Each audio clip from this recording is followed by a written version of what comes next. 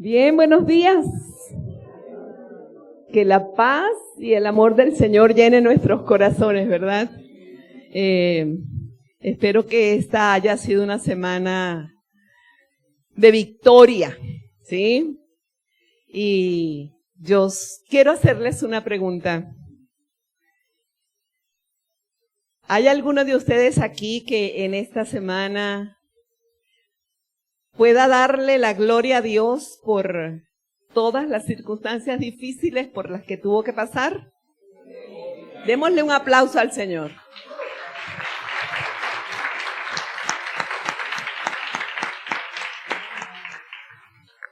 ¿Por qué tenemos que darle a Él toda la gloria? Porque aún en medio de las dificultades, de las pruebas, de toda circunstancia que se oponga, ¿verdad?, que el enemigo quiera utilizar, el Señor siempre está allí presente y tenemos que darle gloria a Él, ¿verdad?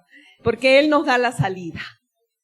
Y bien, hermanos queridos, estamos en la primera semana de esta campaña 40 días de perdón.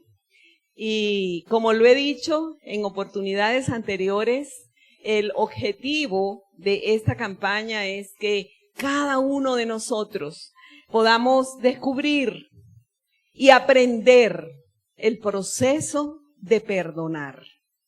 Y hablo de proceso porque el perdón no es un acto único.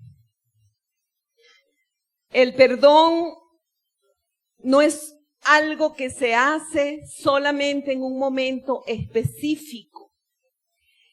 Se trata de un proceso que es continuo, que es constante, que es diario, que se profundiza a lo largo del tiempo, que nos conduce a lo que se puede llamar, como nos comentaba el pastor José Miguel el domingo pasado, a la cultura del perdón.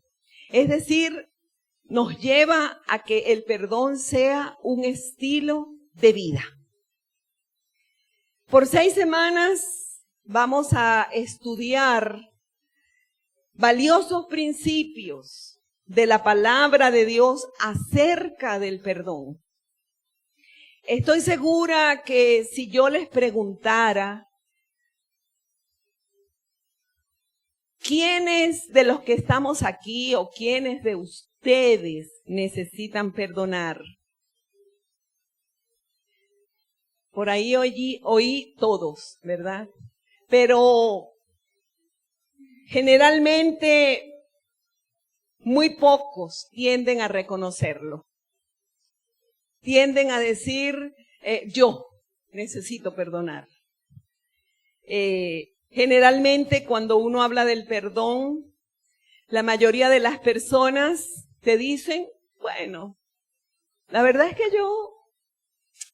Y empiezan a pensar, no tengo personas a quien perdonar, ya yo he perdonado.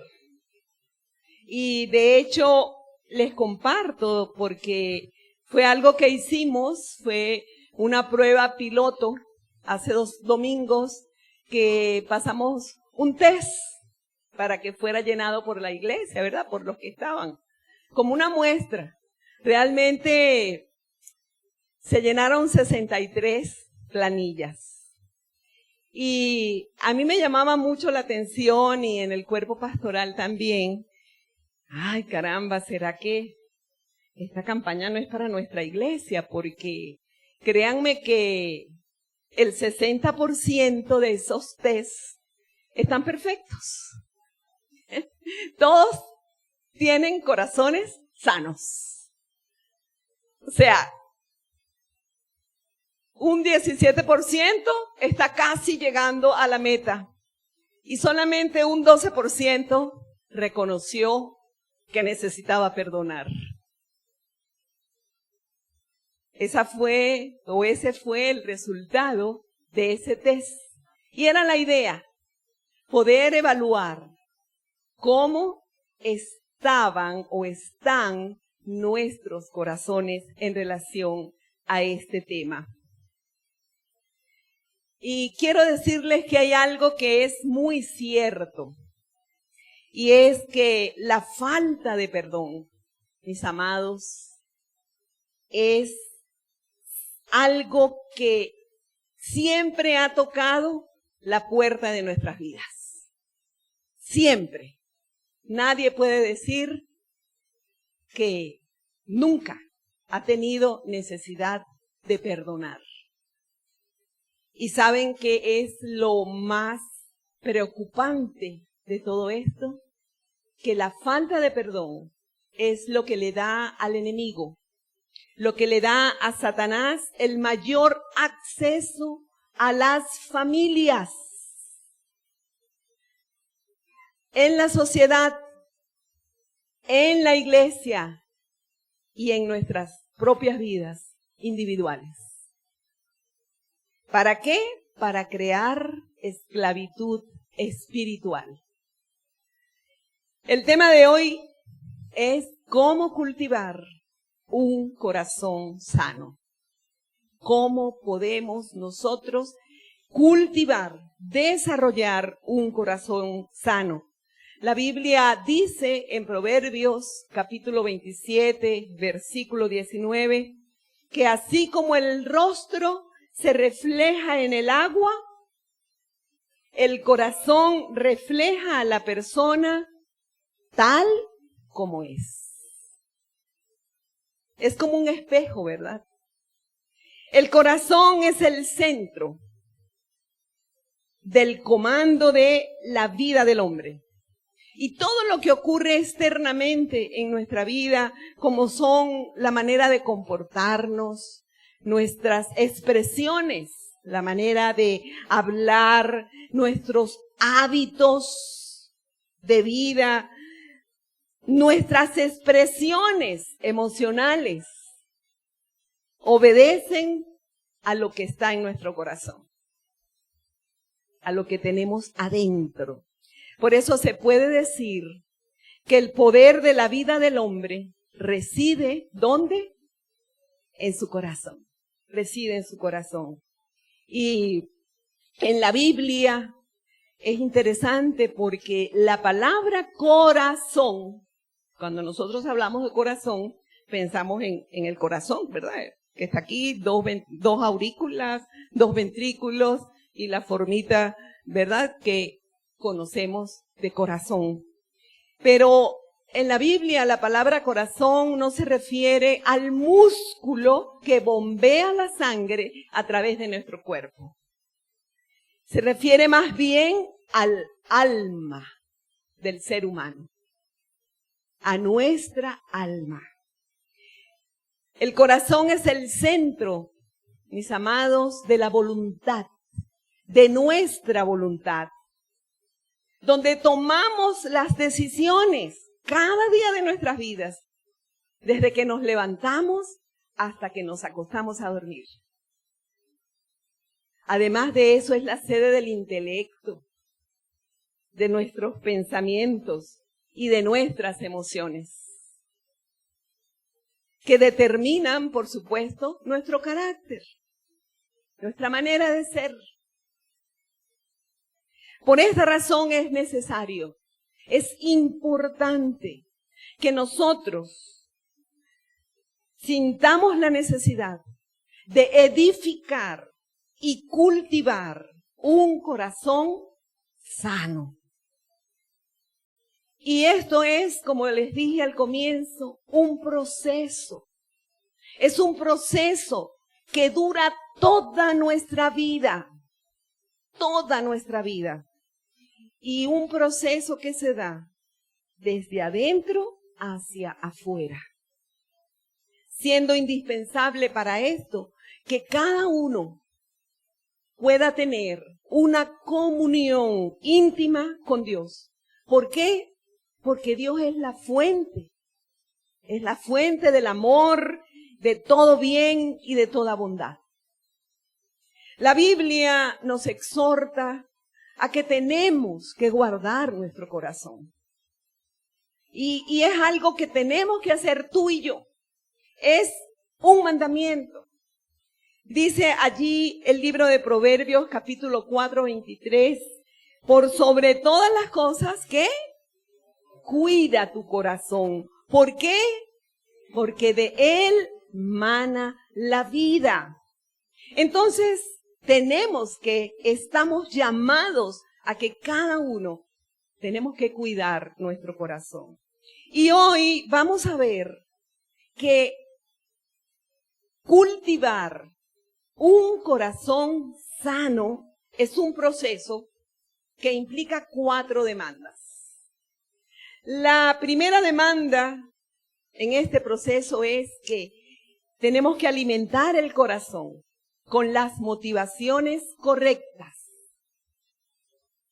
El Señor Jesús en el Sermón del Monte, Él presenta un conjunto allí de principios para regular la vida espiritual del ser humano en cualquier época. Tanto en la época de Jesús como en nuestra sociedad actual. Y en Mateo 5, capítulo 5, versículos 21 y 22, el Señor Jesús dice, oísteis que fue dicho a los antiguos, no matarás, y cualquiera que matare será culpable de juicio. Pero yo os digo que cualquiera que se enoje contra su hermano será culpable de juicio. Y en los versículos 27 y 28 dice, oísteis que fue dicho, no cometerás adulterio, pero yo os digo que cualquiera que mira a una mujer para codiciarla, ya adulteró con ella en su corazón. Y es interesante porque en estas enseñanzas específicas sobre el asesinato y el adulterio, que están contenidas en el 6º y en el 7º mandamiento, Jesús nos ilustra el peligro de las actitudes y motivaciones incorrectas del corazón. Los judíos del tiempo de Jesús, los escribas y los fariseos, los religiosos, ellos enfatizaban era la conducta externa, lo que los demás podían ver de ellos, cómo oraban, cómo se vestían, cómo llevaban sus túnicas, etcétera. Pero ellos no se preocupaban por la condición de su corazón.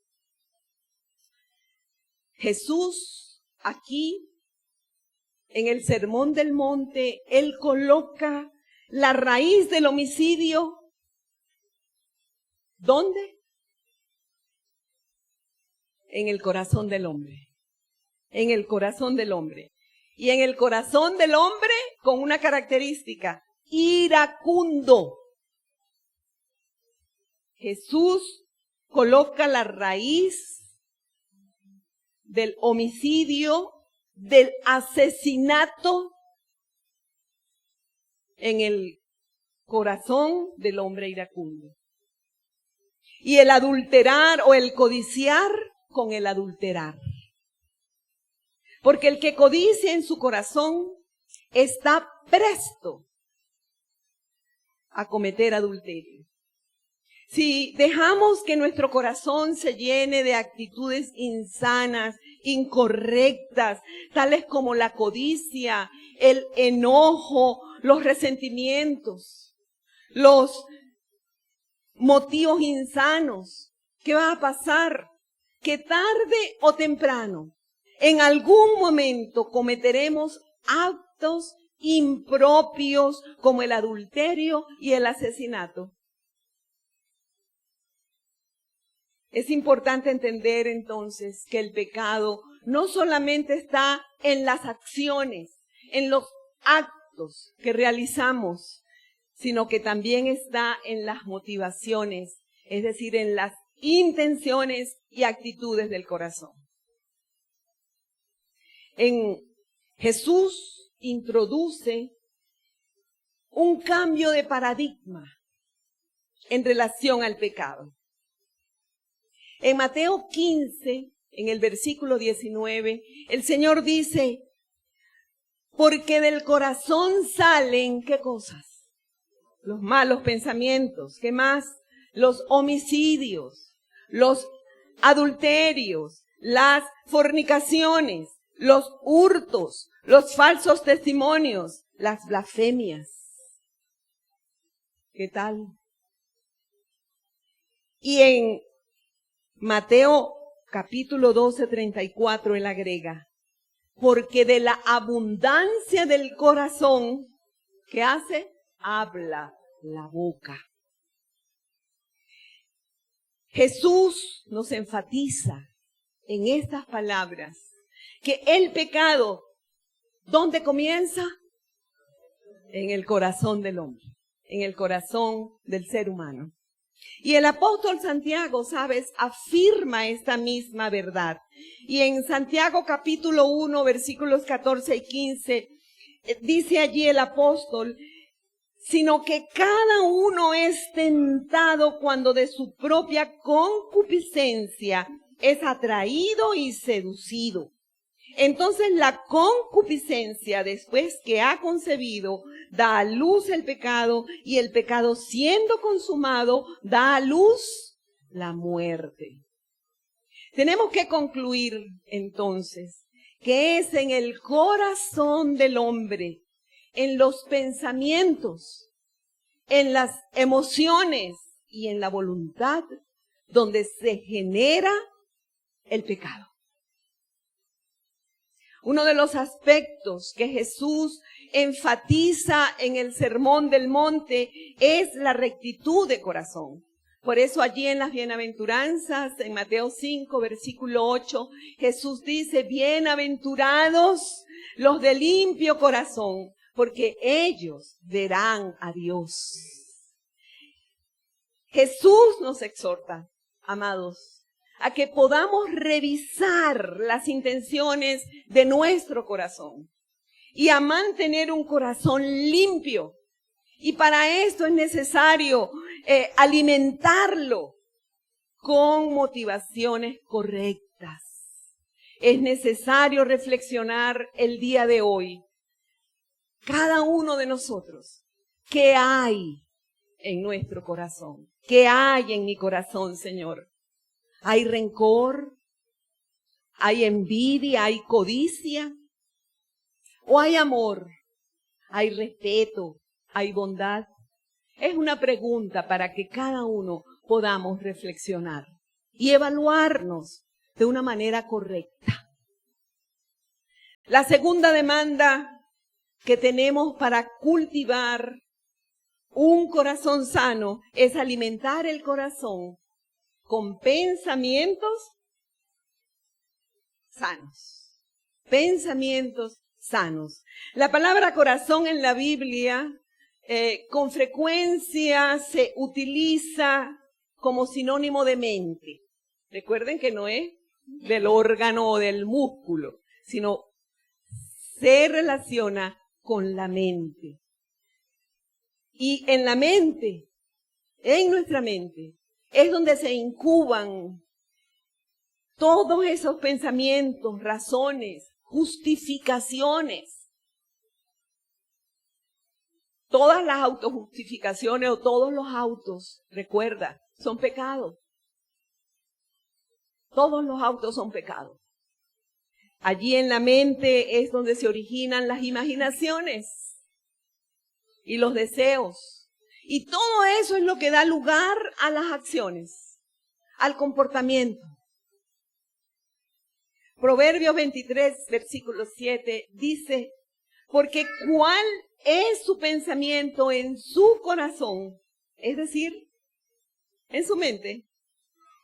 Tal es él. ¿Quién? El hombre. Tal es él, el hombre. Por tal razón, necesitamos cuidar. Es imperativo cuidar nuestros pensamientos. Porque, ¿sabes? Primero pecamos en la mente. Primero pecamos en la mente, aún antes de cometer la acción pecaminosa, aún antes de pecar. De allí el énfasis que nos hace la Biblia, el apóstol Pablo allí en la carta a los Filipenses, capítulo 4, versículo 8, donde él dice lo siguiente: por lo demás, hermanos, todo lo que es verdadero, todo lo honesto, todo lo justo, todo lo puro, todo lo amable, todo lo que es de buen nombre, si hay virtud alguna, si algo digno de alabanza, ¿en esto qué? Pensad. Porque un corazón sano requiere pensamientos sanos. Es importante destacar entonces que nuestras actitudes, nuestros comportamientos están influenciados por nuestra manera de pensar. Y se puede decir que tú y yo somos lo que pensamos. Somos lo que pensamos. Y los pensamientos también influencian cómo nos sentimos. Determinan cómo nos sentimos. Nuestra manera de pensar lo determina. La manera en que nos comportamos con otras personas, cómo las tratamos, cómo nos dirigimos a ellos, los que les decimos, las expresiones de rabia, la manera de mostrar también amor. Y cómo manejamos los conflictos, cómo manejamos las dificultades que día a día se presentan, son impulsados por nuestra mente y por nuestra manera de pensar. Para tener un corazón sano, necesitamos cambiar. Es imperativo cambiar la manera de pensar. Es decir, necesitamos lo que se llama, a ver si alguien me lo dice, cambiar mi manera de pensar. ¿Cómo lo llama la Biblia? Renovación de nuestra mente. Necesitamos renovar nuestras mentes. Por eso el apóstol Pablo, allí en Romanos capítulo 12, versículo 2, él dice: no se amolden al mundo actual, sino sean transformados. ¿Mediante qué? La renovación de su mente. Y así podrán comprobar cómo es la voluntad de Dios, buena, agradable y perfecta. La palabra renovación nos habla de, no se refiere a reformar o hacer ajustes en la forma de pensar. La palabra renovación se refiere a cambiar por una nueva manera de pensar. Cambiar nuestra mente a una nueva manera de pensar. Porque las personas actuamos como pensamos. Esta renovación se da, hermanos queridos, cuando entramos en contacto. ¿Con qué cosa? Mira, con la palabra de Dios. Cuando la atesoramos, cuando le damos cabida a la palabra de Dios, a la Biblia en nuestras vidas y nos apropiamos de ella.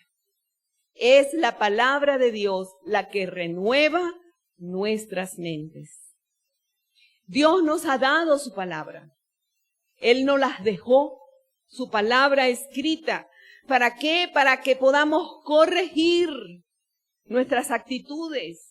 Podamos corregir nuestros pensamientos, nuestras motivaciones y podamos transformar nuestra manera de pensar. Si tu mente se llena y se alimenta de la palabra de Dios, si nos llenamos de ella, ¿sabes qué va a pasar? Nuestra mente se va a renovar. Vamos a ser renovados. Hebreos 4, versículo 12, dice algo que es maravilloso. Y dice así: pues la palabra de Dios es viva y poderosa. Es más cortante que cualquier espada de 2 filos. Penetra entre el alma y el espíritu, entre la articulación y la médula del hueso. Deja al descubierto nuestros pensamientos y deseos más íntimos. ¡Qué impresionante! ¡Qué poder tiene la palabra de Dios! Es necesario entonces, hermanos amados, que demos cabida a la palabra de Dios en nuestras vidas, para renovar nuestra mente y para que podamos albergar en ella pensamientos sanos. Y de esa manera poder cuidar y cultivar un corazón sano. La tercera demanda que tenemos para cultivar un corazón sano es aprender a perdonar. Aprender a perdonar. El apóstol Pablo, en Efesios capítulo 4, en los versículos 31 y 32, él nos exhorta de esta manera. Desechen todo lo que sea amargura, enojo, ira, gritería, calumnias y todo tipo de maldad. Desechen, voten, echen fuera toda esta basura, porque es una basura tóxica para el alma, para el espíritu. El enojo puede contaminar el corazón del hombre si no se maneja de una manera adecuada. ¿En qué degenera esto? Cuando el enojo contamina el corazón. ¿Sabes qué? Degenera en amargura, en rencor, en odio, en deseos de venganza, en violencia, y te lleva a la incapacidad de perdonar. Cuando Jesús dice en Mateo 5, 21 al 22, lo que ya leímos, oísteis que fue dicho a los antiguos, no matarás, y cualquiera que matare será culpable de juicio. Pero yo os digo que cualquiera que se enoje contra su hermano será culpable de juicio. Es importante que podamos notar aquí, en esto que el Señor Jesús nos advierte, que Él no se está refiriendo a ese enojo puntual, en un momento dado, que podamos experimentar. Que te molestes, por ejemplo, a mí en esta semana me chocaron el carro, estando parada, sin ninguna razón. ¿Puedo decir que no me molestó? Sí, porque están dañando mi vehículo. Eso es un enojo puntual. ¿Por qué? Porque me hicieron un daño en ese momento. Jesús se está refiriendo aquí no a ese tipo de enojo. El Señor se está refiriendo al enojo que se alberga por largo tiempo, por meses, por años en el corazón. A ese enojo viejo, permanente, añejado, que lo acaricias, que lo cultivas, que lo alimentas, porque es que me hizo esto, me hizo aquello, me dijo así, me dijo asá. El Señor se refiere a ese tipo de enojo que se niega a perdonar.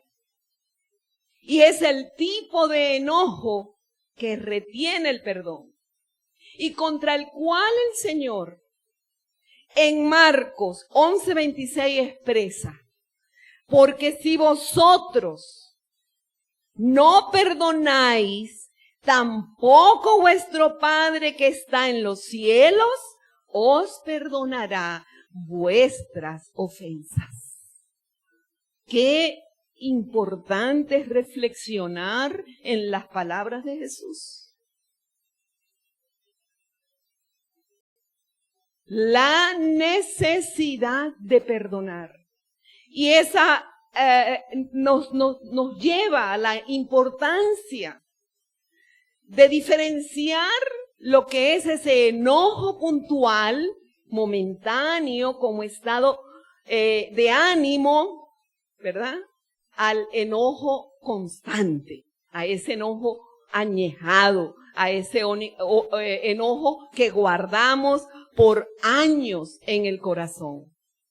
El apóstol Pablo en Efesios 4, versículo 26, él nos dice, airaos, pero no pequéis.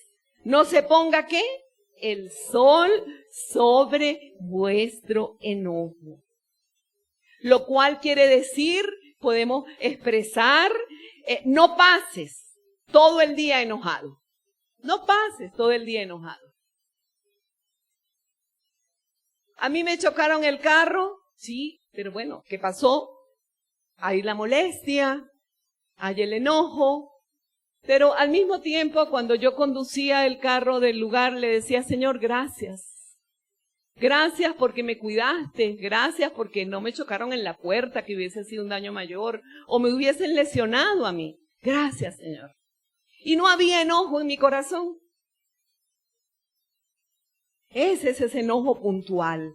Ahora el apóstol indica, cuando él escribe airaos pero no pequéis, que es posible que tú sientas ira o enojo en un momento dado y no peques, no pecas. Porque ¿sabes dónde está el pecado? No en que tú puedas en un momento dado molestarte, enojarte. El pecado está en cómo manejas el enojo, cómo manejas esa emoción del enojo. Por eso es necesario no permitir que el enojo, que la ira se convierta en un estado de ánimo constante, que se arraiga en el corazón. Que ese enojo se manifieste en un mal humor. Y entonces me enojo con todo el mundo, no les hablo a las personas, llego a la casa, no saludo. No me comunico porque estoy enojado, estoy bravo. Ese enojo se manifiesta en mal humor, en indignación, en rencor, en resentimiento, en odio, hasta llegar a la amargura. Cuando la rabia o la ira se mantienen por largo tiempo, albergados en el corazón, ¿sabes qué pasa? Se hace crónica. Se hace crónica y da lugar al ciclo del resentimiento. Eso lleva al resentimiento. Y el resentimiento da lugar al odio, a los deseos de venganza y a la violencia. En la novela El amor en tiempos de cólera, del cólera, ¿algunos de ustedes la han leído? ¿Alguien ha leído esa novela? Ay, pero así por lo menos hay dos que nos salvan. La cultura. ¿Ah? ¿Tú no la has leído? El amor en tiempos del cólera. Una novela muy conocida realmente, ¿sí? Por allá, ¿la leíste, Carlita? ¿Sí? Muy bien. ¿Quién es el escritor de esa novela? A ver. Muy bien. ¿De qué nacionalidad es? Ah, qué bueno. Aquí tenemos varios hermanos colombianos, ¿sí? El amor en tiempos del cólera. Aquí hay algo interesante en esta novela, porque esta novela nos cuenta la historia de, estos son los dos de los protagonistas, de Fermina Daza y el doctor Juvenal Urbina. Un hombre muy respetado en la sociedad. ¿Por qué? Porque él había librado al pueblo de la enfermedad del cólera. Y la novela relata algunas escenas de la vida conyugal de Fermina Daza y del doctor Juvenal Urbina. Y una de ellas es una discusión que surge entre ellos acerca del jabón. Y yo se los voy a leer. Juvenal dice: hace una semana que me estoy bañando sin jabón. Entonces ella acaba de despertar y recordó y se revolvió de rabia contra el mundo porque en efecto había olvidado reponer el jabón en el baño. Había notado la falta 3 días antes, cuando ya estaba debajo de la regadera, y pensó reponerlo después, pero lo olvidó hasta el día siguiente. En realidad, no había transcurrido una semana, como él decía, para agravarle la culpa, pero sí 3 días. 3 días imperdonables. Y la furia de sentirse sorprendida, en falta, acabó por sacarla de quicio. Como siempre, se defendió atacando. Pues yo me he bañado todos estos días, gritó fuera de sí. Y siempre ha habido jabón. Aunque él conocía de sobra sus métodos de guerra, esa vez no pudo soportarlos. ¿Qué hizo? Se fue a vivir en los cuartos de internos del Hospital de la Misericordia. Y solo aparecía en la casa para cambiarse de ropa en el atardecer, antes de las consultas que hacía a domicilio. Ella se iba a la cocina cuando lo oía llegar, fingiendo hacer cualquier cosa. Cada vez que trataron de resolver la discordia en los 3 meses siguientes, lo único que consiguieron fue atizarla. Él no estaba dispuesto a volver mientras ella no admitiera que no había ¿qué cosa? Jabón en el baño. Y ella no estaba dispuesta a recibirlo mientras él no reconociera haber mentido a conciencia para atormentarla. Entonces, cuando nosotros leemos esto, nos sonreímos, ¿verdad? Nos sonreímos, nos hace gracia. Pero, ¿sabes? Tenemos que preguntarnos, cada uno, ¿cuántas veces cosas tan insignificantes como esta ocurren en la vida conyugal? Ocurren entre amigos, ocurren en el círculo laboral, que comienzan a deteriorar las relaciones interpersonales. ¿Y nos llenamos de qué? De resentimientos. La última parte de este relato es la más dramática y describe lo que es el resentimiento. Dice, el incidente, por supuesto, les dio la oportunidad de evocar muchos otros pleitos, minúsculos, de otros tantos amaneceres turbios. Unos resentimientos revolvieron los otros, reabrieron cicatrices antiguas, las volvieron heridas nuevas. Y ambos se asustaron con la comprobación desoladora de que en tantos años de vida conyugal no habían hecho más que pastorear rencores. Pastorear rencores. Es importante que hoy podamos preguntarnos, ¿no será el pastorear rencores lo que muchas veces hacemos en nuestras vidas y en nuestras relaciones interpersonales?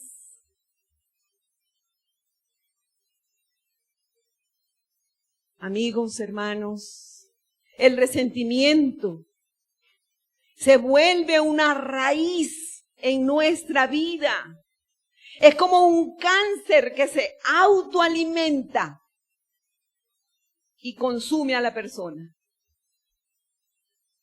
Es una raíz que nos amarga, que nos envenena.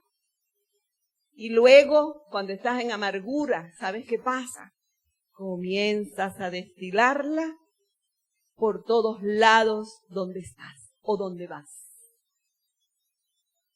La Escritura dice que la amargura no solo acaba con tu vida, no solo acaba con nuestra vida, sino que es un foco de infección que contamina a otros. Esa es la consecuencia del resentimiento. Hoy es importante que podamos reflexionar.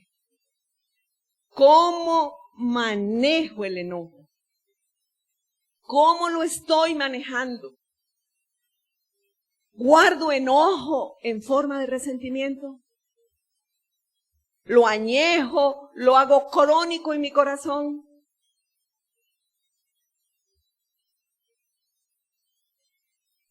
La medicina contra el enojo, ¿cuál es? El perdón. El perdón. Perdonar evita que se amontone, que se acumule en el corazón esa basura tóxica, esa basura emocional que contamina, que enferma nuestro corazón. En la forma de resentimiento, de odio y de amargura. Ahora,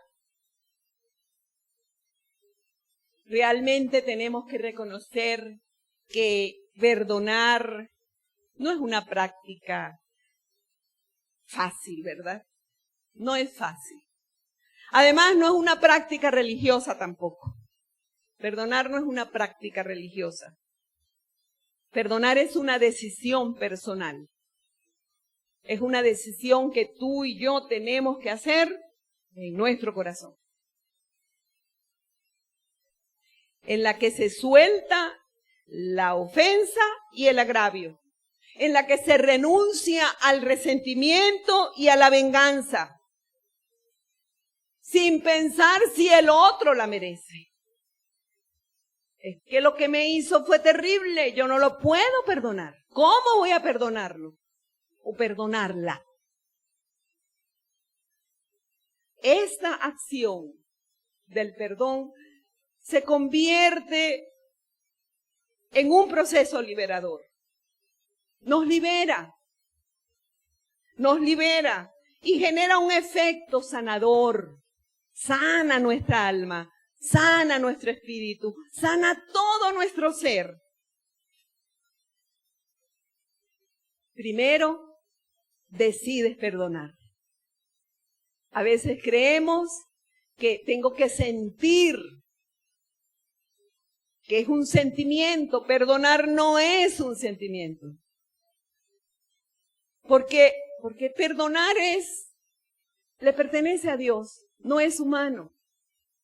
Perdonar no es un sentimiento. Perdonar es una decisión en obediencia a lo que Dios me está pidiendo, a lo que Dios me está mandando.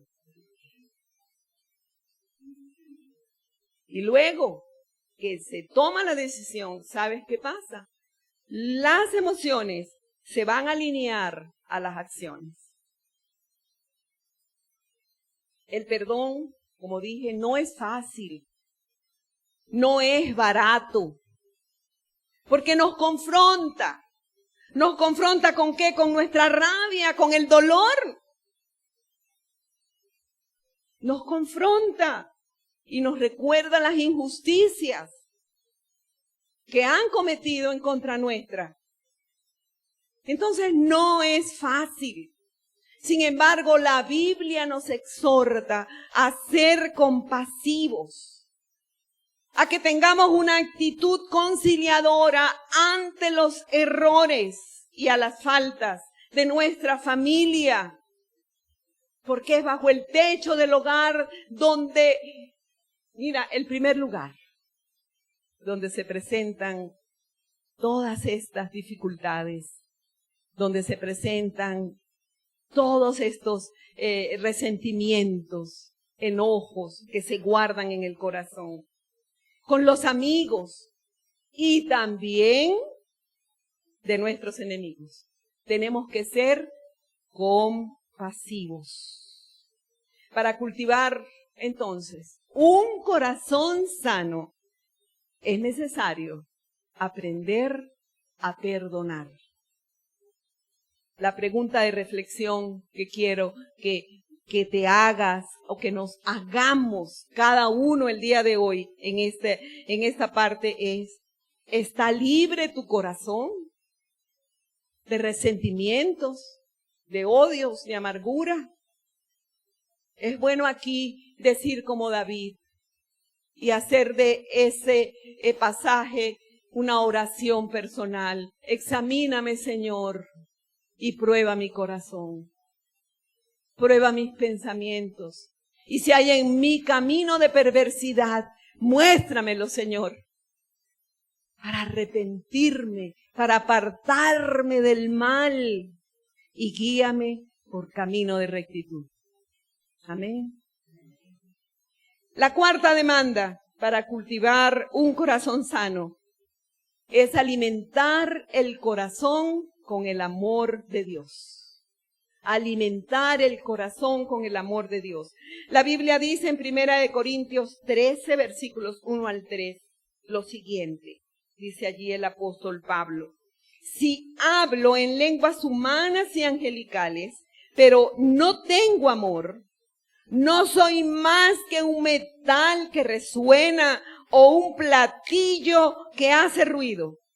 Si tengo el don de profecía y entiendo todos los misterios, si poseo todo conocimiento, si tengo una fe que logra trasladar montañas, pero me falta el amor, no soy nada. Si reparto entre los hombres todo lo que poseo, si entrego mi cuerpo para tener de qué presumir, pero no tengo amor, nada gano con eso. Dios nos está diciendo, mis amados amigos y hermanos, que sin amor estamos en bancarrota. No importa la fe que podamos tener, los dones y talentos que podamos poseer, las obras de servicio que podamos realizar. No importan las habilidades, no importa la inteligencia y la educación que podamos tener. Porque si no tengo amor, nada soy. Podemos repetirlo juntos. Si no tengo amor, nada soy. Nada soy.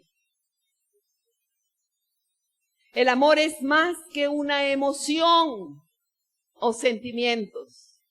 Es similar al perdón, porque el amor es una decisión y una decisión de la voluntad. El amor es lo que le da valor a todo lo que somos y a todo lo que hacemos. Si hay amor, hay bendición. ¿Por qué? Porque un corazón sin amor, ¿sabes qué? Es un corazón enfermo. Es un corazón estéril. Pero un corazón lleno de amor es un corazón sano.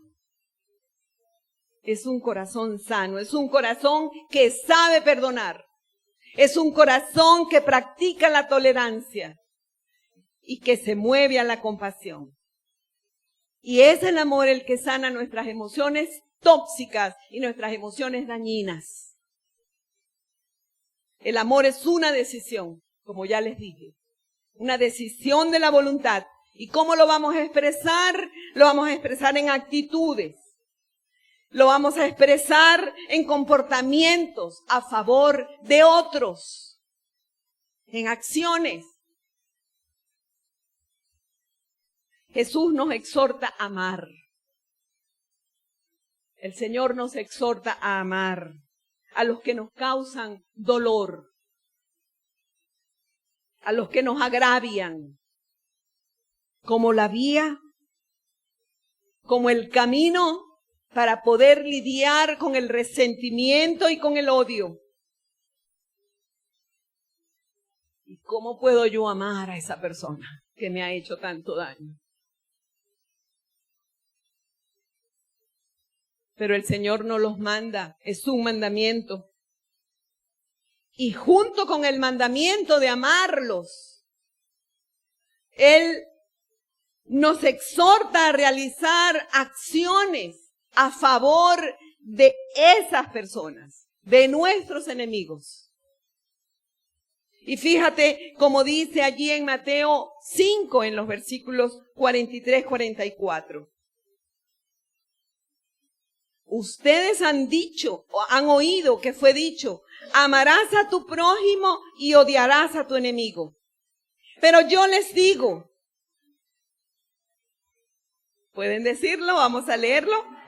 Amen a sus enemigos. Bendigan a los que los maldicen. Hagan bien a los que los odian. Y oren por quienes los persiguen. Hermanos, el Señor menciona aquí 4 acciones.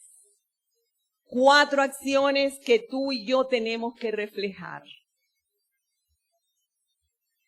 Y son 4 acciones como una escalera. Imagínate que son 4 escaleras, 4 escalones. La primera acción es, amen a sus enemigos. Y uno dice, pero ¿cómo, Señor, tú me mandas a amar a mi enemigo? ¿Cómo puedo amarlo? Bueno, no es difícil, porque Dios nos ha dado su gracia. Su gracia se llama amor. Y dice Romanos 5:5, que el amor de Dios ha sido derramado en nuestros corazones. ¿Por medio de quién? Del Espíritu Santo que nos fue dado. Es decir, es una obra sobrenatural de Dios. Y ningún hijo de Dios puede decir que no puede amar a su enemigo o al que le ha hecho daño. ¿Cuál es la segunda acción? Bendigan a los que los maldicen. Es decir, a los que murmuran de ti, a los que te ofenden, a los que hablan a tus espaldas, a los que te critican. ¿Qué tenemos que hacer? ¿Qué tenemos que hacer? Bendecirlos. ¡Wow, Señor!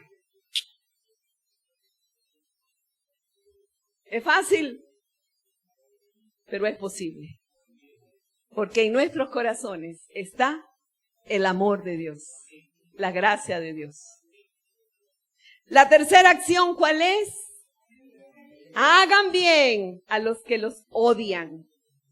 Y es interesante porque el Señor pasa del hablar bien, de bendecir, a el hacer el bien a los que te aborrecen. Hacer el bien. Y la cuarta acción, ¿cuál es? Oren.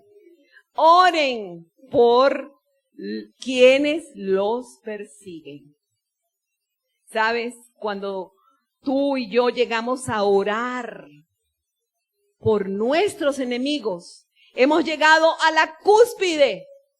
Hemos llegado a la meta de un corazón sano, porque es un corazón que puede amar con el corazón o con el amor de Dios. Amén. Y la pregunta para reflexionar en este día es, ¿eres capaz de amar a las personas que te han hecho daño? ¿Eres capaz de hacerlo? Es reflexionar nosotros con el Señor. Y el Señor nos va a dar la respuesta. Yo quiero compartirles una lectura que está aquí en el libro El Camino del Perdón, que es la historia de Corrie ten Boom. Y esta mujer, esta hermana, fue una activista neerlandesa cristiana que durante la Segunda Guerra Mundial brindó refugio a los judíos perseguidos por el régimen nazi durante el Holocausto, rescatándolos de la muerte. Su acción le valió ser hecha prisionera de los nazis y enviada al campo de concentración Ravensbrück en Alemania, donde vivió horrores, vituperios e injusticias. Corrie pagó un precio muy alto por su decisión de proteger y refugiar a los judíos. Y este precio incluyó la vida de su familia. En su libro, ella escribió un libro que se llama El Refugio Secreto. Ella narra una hermosa historia de perdón que nos enseña acerca del valor de plantarse en la decisión de perdonar como un acto de obediencia y honra a Dios. Y ella escribe lo siguiente, así cuenta ella su historia. Fue en un culto, en una iglesia de Múnich, que lo vi. Al ex soldado de las fuerzas especializadas alemanas, que habían montado guardia en la sala de baños en Ravensbrück. En realidad, era el primero de los carceleros que había visto desde entonces. Y de repente, el pasado acudió a mi memoria. La sala repleta de hombres que se burlaban y reían, los montones de ropa, el rostro de Betsy, mi hermana, pálido de dolor. Aquel exsoldado se me acercó. Estaba presente en ese culto.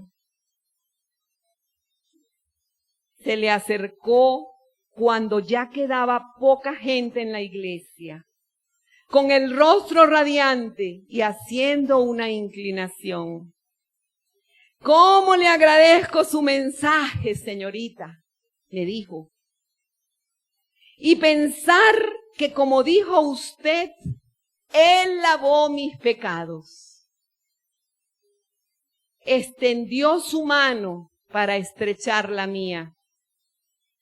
Y yo, que tantas veces le prediqué a los residentes en Blumendal la necesidad del perdón, me negué a darle la mano.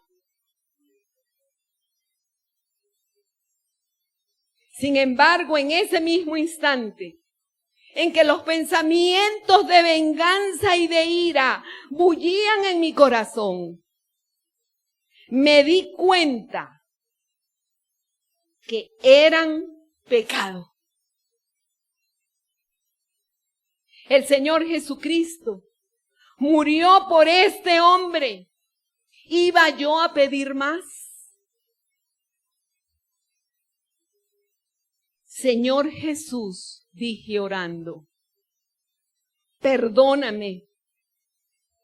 Perdóname y ayúdame a perdonarlo.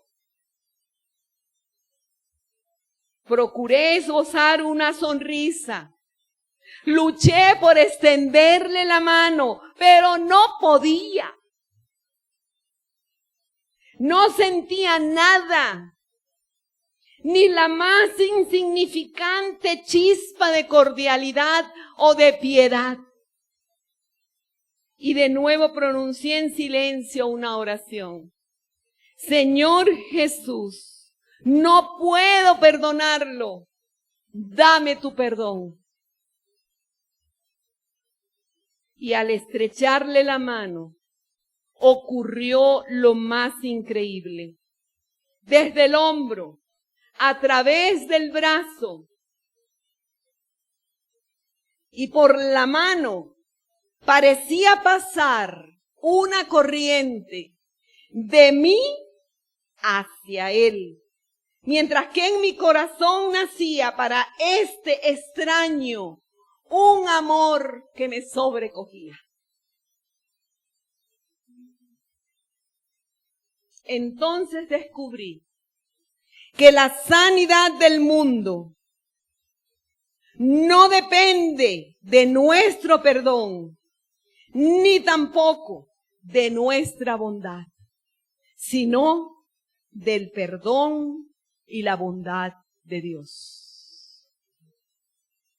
Cuando Él nos dice que amemos a nuestros enemigos, Él nos da, junto con el mandamiento, el amor mismo.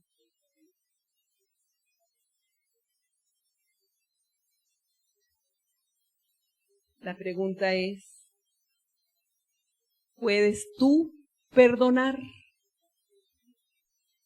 ¿Puedes tú perdonar?